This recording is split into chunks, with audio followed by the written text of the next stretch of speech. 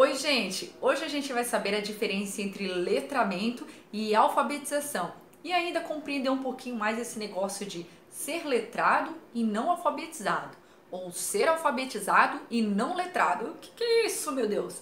Calma, já vamos entender. E ainda uma sugestão para você trabalhar o letramento em sala de aula. Vem comigo!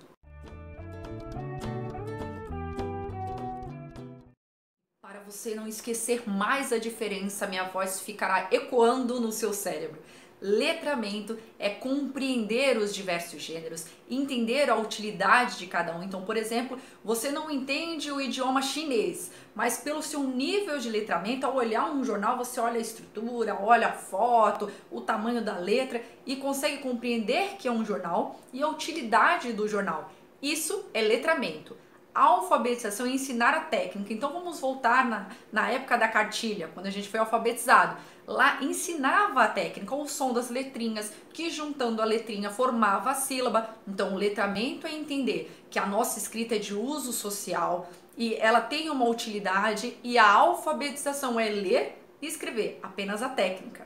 Uma pessoa pode ser alfabetizada e não letrada, ou seja, ela entende que a gente escreve de cima para baixo, da esquerda para a direita, que a gente usa letras, que não pode jogar qualquer letra, ou seja, ela sabe ler, ela sabe escrever, mas ela não é letrada, não compreende um texto, por exemplo, quando ela lê, ela não sabe a utilidade dos gêneros textuais. A gente pode dizer que uma pessoa é letrada e não alfabetizada. Então, por exemplo, uma criança que desde muito cedo tem acesso a diversos gêneros textuais, ela pode pegar uma historinha da Chapeuzinho Vermelho e interpretar como se ela estivesse lendo com coerência. Chega na parte do lobo e faz: e o lobo disse, eu vou soprar.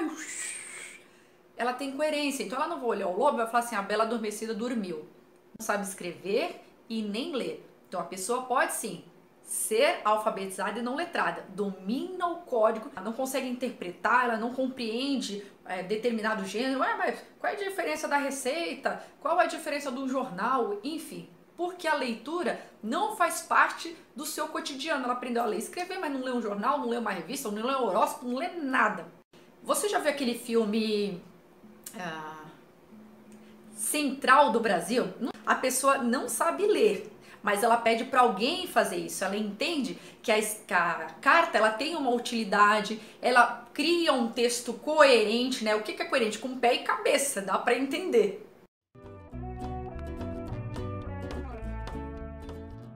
Há uma confusão entre letramento e alfabetização porque eles devem ocorrer juntos. Então fica aquela, mas o que é o que? Mas cada um tem o seu significado. E como trazer o letramento para a sala de aula, para você não precisar ficar só no babebu juntando as sílabas? Vamos lá. Eu sempre falo para você trabalhar desde muito cedo com rótulos. Aí, gente, já desde o maternalzinho trabalha com rótulos.